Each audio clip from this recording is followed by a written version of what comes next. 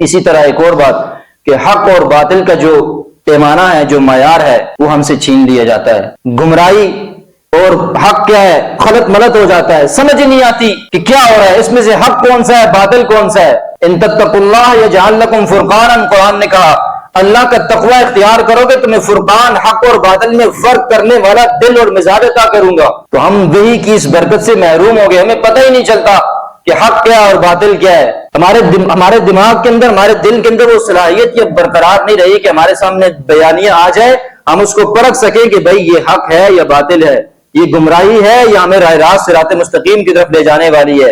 اور اس پر افسوس اس بات کا کہ ہر فرد نے، ہمارے معاشرے کے ہر شخص نے اپنی پارٹی کے، اپنی جماعتوں کے، اپنی قوم کے، اپنے علاقے کے، اپنے وڈیروں کے، اپنے لیڈروں کے، رہنماؤں کے بیانیوں کو اپنا بیانیہ بنا لیا۔ کوئی بیانیہ جب ایک معاشرے میں جب نکلنا شروع ہو جاتا ہے، کوئی یہ نہیں سوچتا کہ بھائی اسلام کے نقطہ نظر سے اس بیانیے کا کیا تصور ہے۔ نہیں بھائی، میری پارٹی نے، میرے لیڈر نے، میرے رہنما نے کہہ دیا، بس ہماری آنکھیں بند ہیں اس بیانیے کے اوپر۔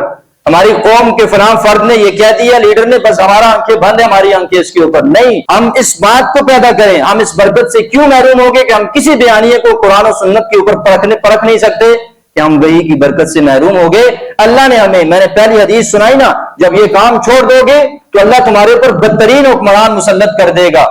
آج ہم ان بدترین حکمرانوں کے زیر سایہ اور تسلط ہیں، رہنماؤں کے جو بیانیاں دیتے ہیں، ہم لوگ آنکھیں بند کر کے، اندھے بہرے لورے لنگڑے بن کر اس کے پیچھے چل پڑتے ہیں۔